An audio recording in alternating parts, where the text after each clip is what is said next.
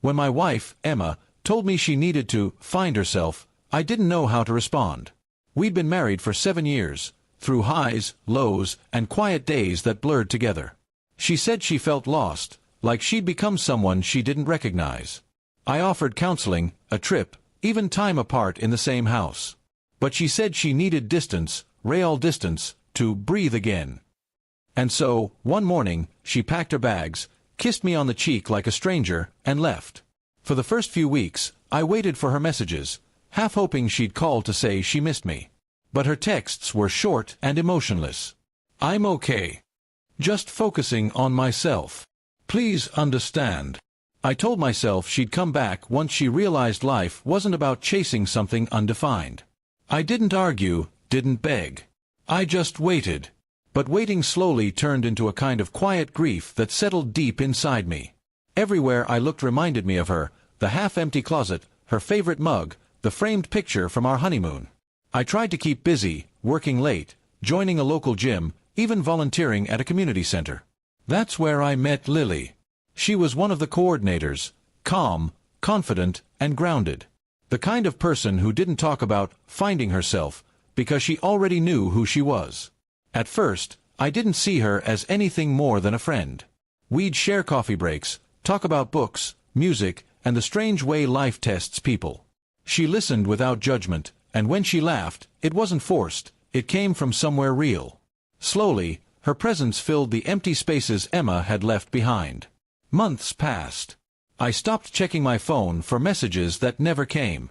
The pain dulled, replaced by a quiet acceptance. One evening, Lily and I stayed late to finish organizing supplies. It started raining, and we waited out the storm together, talking about how people often leave looking for something they already had. That night, for the first time in a long while, I felt peace instead of confusion. Lily and I began spending more time together. Walks, dinners, quiet evenings watching old movies. There was no rush, no need to define anything. She didn't try to fix me, she simply existed beside me. And in her steady presence, I found what I didn't know I'd been searching for: clarity. 6 months after Emma left, I received an email from her. She said she was coming back.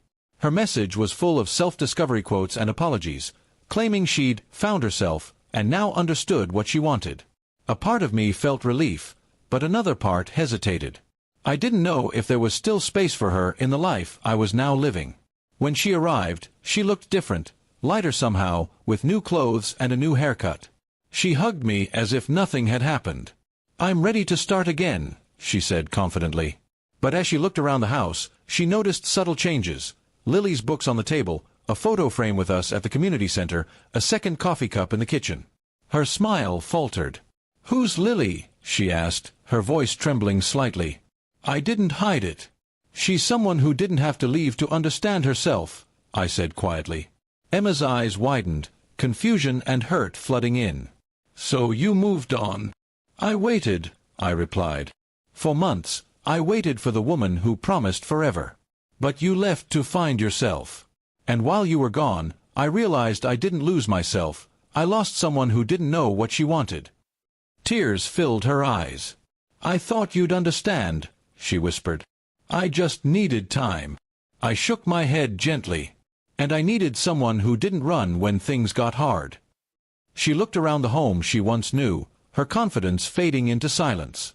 Lily entered the room then, unaware of the storm she'd walked into. She smiled politely, sensing the tension but remaining calm. The contrast between the two women struck me sharply, one grounded, one still searching. Emma finally sighed, her voice breaking. "I thought you'd wait for me." I looked at her with a kind of sadness I couldn't disguise. "I did," I said softly. "But waiting turned into living. And living led me to someone who never needed to go away to understand love." There was no anger, no shouting. Just a quiet truth between us, heavy and undeniable. She nodded, tears falling freely now, and whispered, "I guess I found myself too late." As she walked out of the house, the door closing gently behind her, I felt a strange mix of sorrow and peace. I didn't celebrate her pain or my gain. I simply stood there, realizing that sometimes people leave thinking they'll return to what they left behind, only to find it has moved on. Lily came to stand beside me, slipping her hand into mine. No words were needed. She didn't promise me forever, and I didn't ask. Because real love, I had learned, doesn't need to be found, it only needs to be valued.